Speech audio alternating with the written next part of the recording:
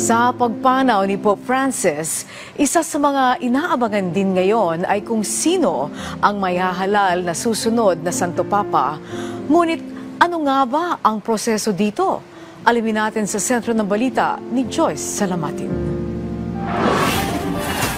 Sa gitna ng pagluluksa sa pagpanaw ni Pope Francis, kasalukuyan nasa yugto ng sede vacante ang simbahang Katolika, kung saan pansamantalang bakante ang papal office hanggang sa may maihalal ito na bagong papa.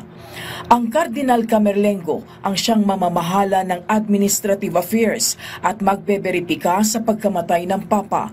Ayon kay Father Gregory Ramon Gaston, rektor ng Pontificio Colegio Filipino sa Roma, tatagal ng 2 linggo ang magiging funeral bago magdatingan ang mga kardinal at masimulan ang tinatawag na conclave.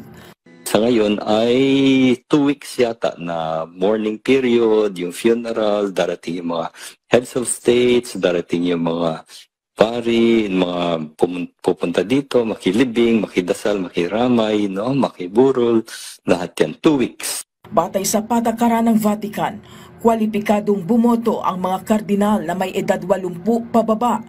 Sa ngayon, 3 Pilipinong kardinal ang maaaring lumahok sa conclave.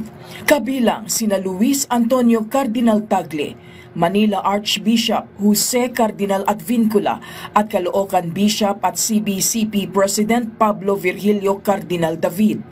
Samantala, hindi naman makakasama sa botohan sina Manila Archbishop Emeritus Gaudencio Cardinal Rosales at Cotabato Archbishop Emeritus Orlando Cardinal Quevedo dahil na rin sa kanilang edad.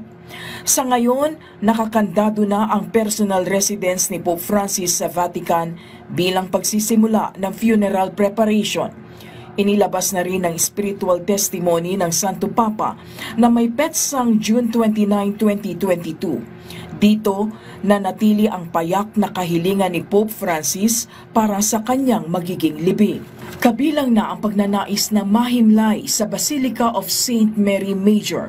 Personal na hiniling rin niya na maging payak ang kanyang libingan, walang kahit anong palamuti bukod sa nakaukit na pangalang Franciscus. Samantala, isang benefactor naman aniya ang sasagot sa lahat ng gastusin sa kanyang libing at ito'y isasagawa sa pangangasiwa ni Cardinal Rolandas Macricas. Inialay naman ng Santo Papa ang kanyang naging pagdurusa para sa kapayapaan ng buong mundo. Joyce Salamatin para sa Pambansang TV sa Bagong Pilipinas.